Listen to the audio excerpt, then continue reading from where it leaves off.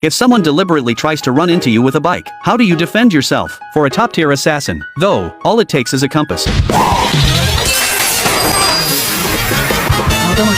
Little does the man know that this seemingly ordinary middle schooler is actually a legendary underground hitman who was targeted with a biological weapon that turned his body back to his teenage years. The way to restore his body lies in the hands of his classmate Ella, because the company that developed the biological weapon belongs to Ella's father. The fastest way to get the antidote is to become her fiancé, since Ella's father just announced that her future husband will inherit the company. But for Leo, a 40-year-old man, dating a middle schooler is completely unacceptable. Ella is extremely popular at school, so Leo decides to observe from the sidelines for now. In the process, he actually develops a love for learning, since he only fooled around as a kid. He can't even do basic arithmetic. Fortunately, there's a helpful classmate in his class who volunteers to tutor him. With their help, and approaching it from an adult's perspective, Leo scores a perfect 100 on his first math test. To thank Lucas, Leo wants to take him out to eat. At the restaurant, some guy suddenly bumps into them and coffee spills on his laptop. Even though he's the one who wasn't watching where he was going, he blames it all on the two of them. At the table, they talk about their academic goals. Lucas says he wants to be a doctor. His mother died of illness when he was young, and his grandmother raised him while his father worked away from home. Now his grandmother's health is deteriorating too, so he's determined to help people like his mother and grandmother live longer. That's why he's studying so hard now. The guy from earlier overhears this conversation and comes over with his passive-aggressive comments,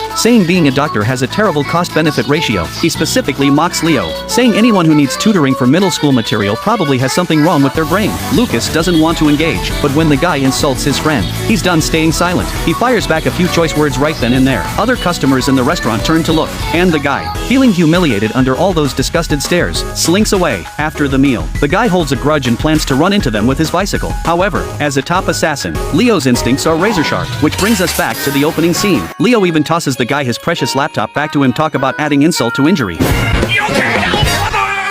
Because it all happens so fast, Lucas has no idea what just went down. The next day is club selection day for new students, and as a new student himself, Leo has to choose one too, but he immediately rules out anything sports related. As for why at that moment, a baseball rolls to his feet. A student in the distance signals for Leo to throw it back. Leo just casually tosses it, and not only does it land perfectly, it punches right through the glove. For an assassin, drawing attention isn't a smart move. Besides sports, that leaves cultural clubs. While Leo's feeling a bit stuck, Lucas's sister gives him a suggestion. She's the president of the home economics club, and they happen to have a trial activity today, so she wants him to give it a shot. Initially, Leo has zero interest because in his mind, that kind of thing is women's work, but surprisingly, once he actually tries it, it feels pretty good. The experience of cooking and seeing the results of his labor feels refreshingly new to him. The next day, Leo shows up with the registration form, ready to join. Coincidentally, Ella also plans to join the home economics club, but it makes sense after all. Ella's goal is to open her own ramen shop, since Leo rescued Ella from kidnappers last time. They haven't spoken at school. Ella doesn't want people knowing she works part-time